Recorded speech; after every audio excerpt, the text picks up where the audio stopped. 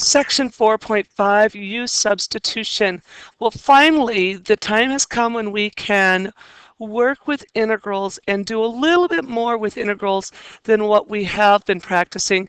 Up to this point, we've taken just, fairly easy polynomials and worked with the integrals of those. We've been able to say, basically using the power rule, up a power, divide by that new power, increase the power by 1, divide by that new power, and then add c if it was an indefinite integral.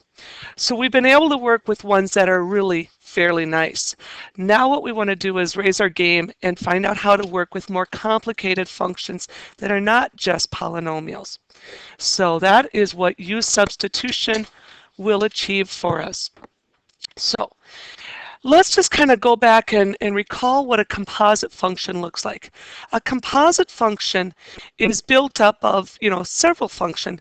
In this case, I could say that I could have g of x be 2x squared plus 3, and my f of x function be something like x to the 9th power.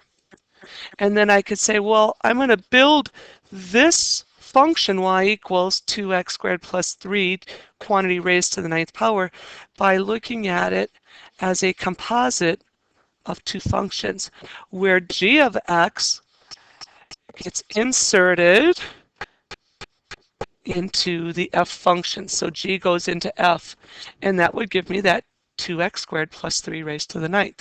So that's a composite function built of more than one function. To do the derivative of, that was chapter 3 or chapter 2 work for us, we learned about the chain rule.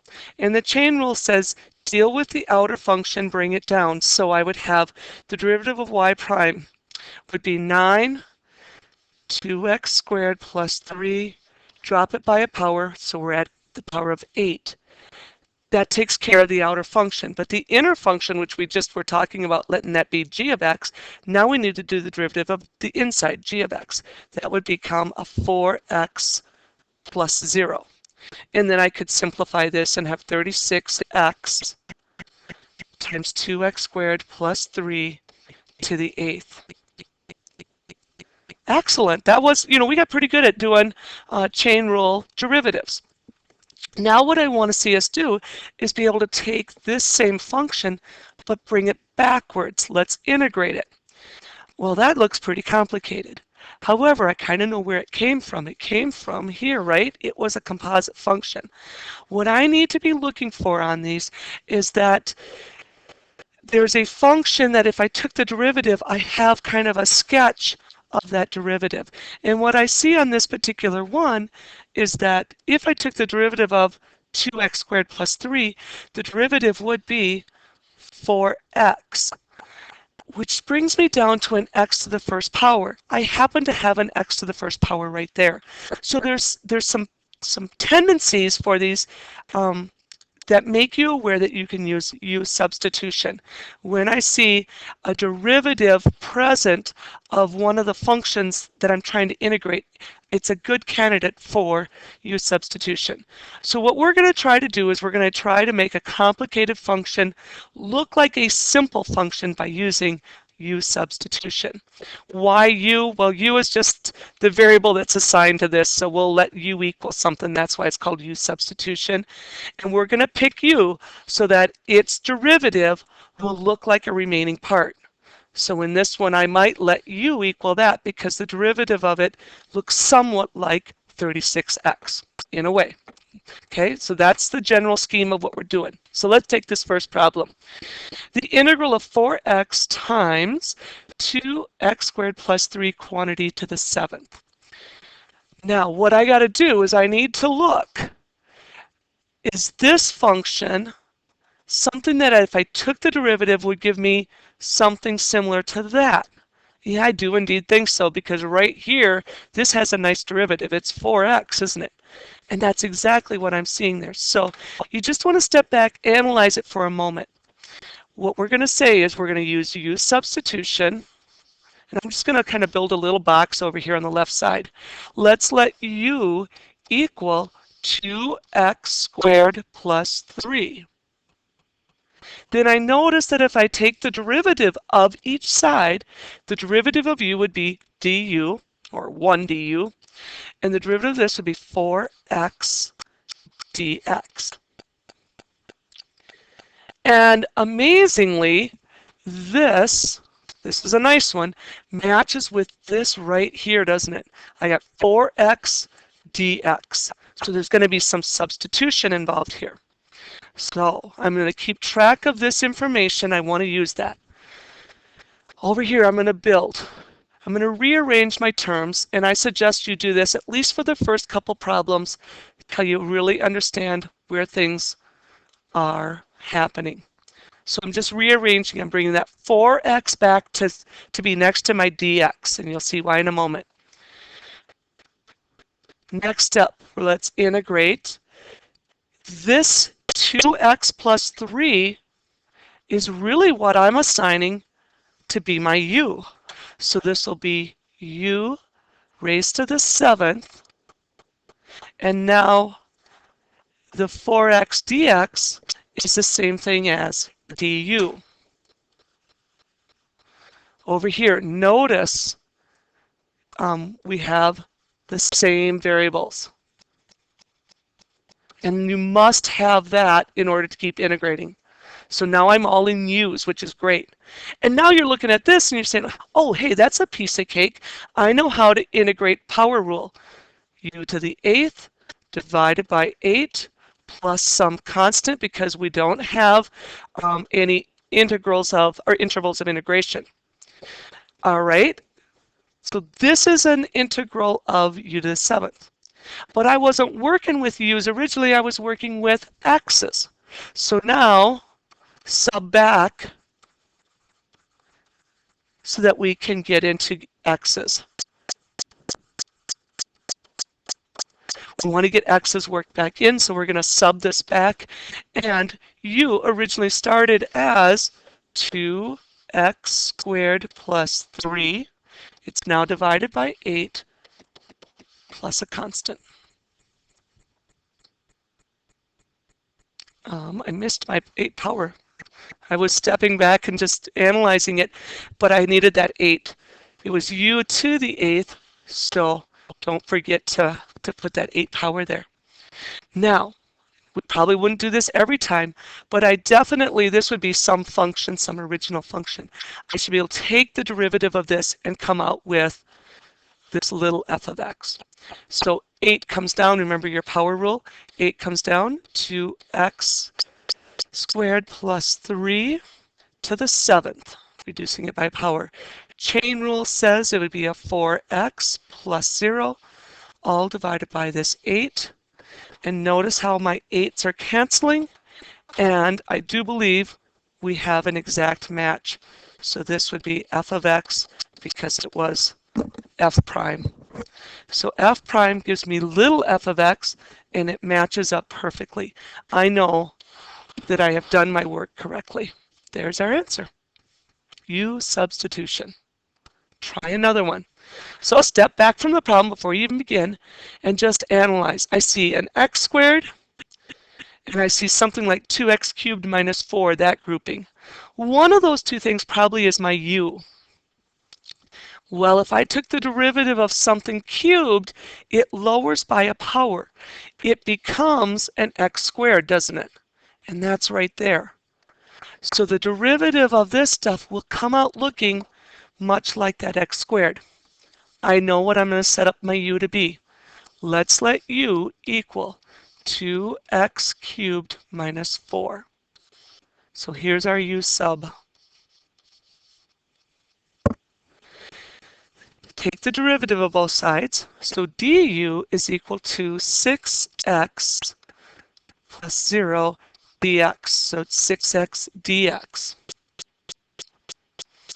So this is my u right here, isn't it? I've got that. Let's rearrange these terms. So here's my u, 2x cubed minus 4 raised to the 5th. And that would leave x squared dx together. Well, this much I know is u. Do I have the next piece, x squared plus x squared dx. And I just noticed we made a mistake here.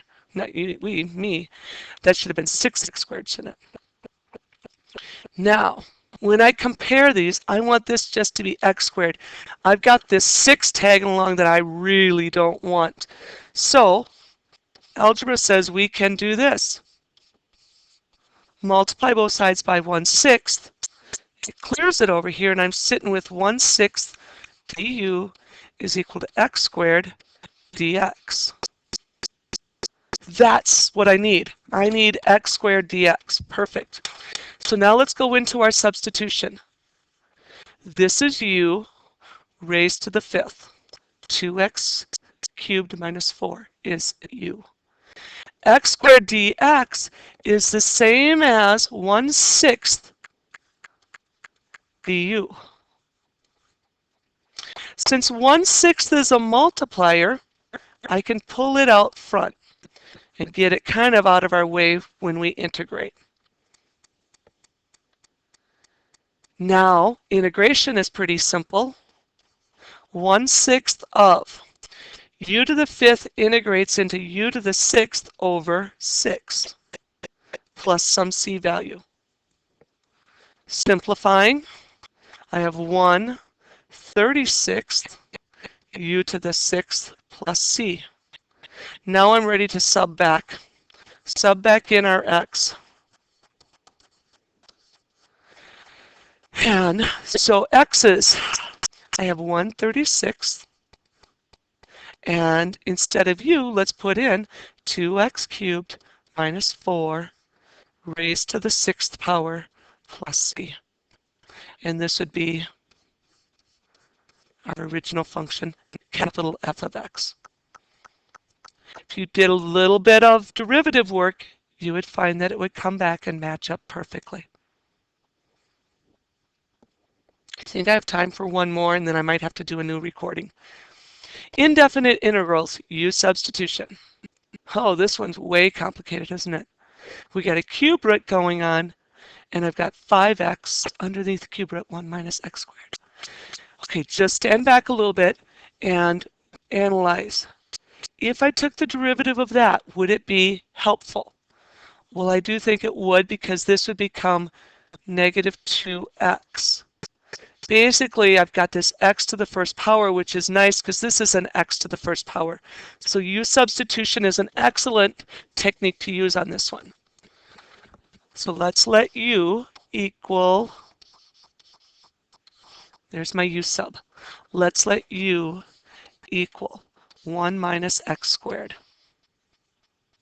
That means du is equal to negative 2x dx. Okay, for a moment, I'm going to go back up to this original problem and just kind of rearrange stuff. The 5 is a multiplier. I could pull that out front. This cube root can be written as 1 minus x squared to the 1/3 power. And then I've got x dx remaining, because remember I took my 5 and moved it forward in front of the integral sign. What I need x dx, don't I? This is almost x dx, it's just I need to get rid of that minus 2 multiplier. So let's divide by negative 2. Same thing as multiplying by negative 1/2. Here I get the 2's to cancel, the negative goes to plus. I've got x dx, which I needed, and negative 1/2 du represents x dx. Okay, so there's our u sub box. Referencing that, I've got 5, integration of. This is my u. So I'm going to have u to the 1/3. Right there's our u, right? 1 minus x squared is u. X dx is negative 1/2 du. Let's pull our negative 1/2 out front, so we have negative 5 over 2 integral of u to the 1/3 du. Integrate now. Now we're down to a nice power rule. U to the 1/3 plus 3/3, because I'm adding 1. That makes 4/3, so I'm going to be dividing by 4/3, plus some C. That means we have negative 5/2. U to the 4/3 divided by 4/3 is like multiplying by 3/4. We're almost done. So I'm going to have negative 15/8. U is 1 minus x squared, substitute back, to the 4/3 power plus that C. Final answer. And I'm at 15 minutes, so I better stop.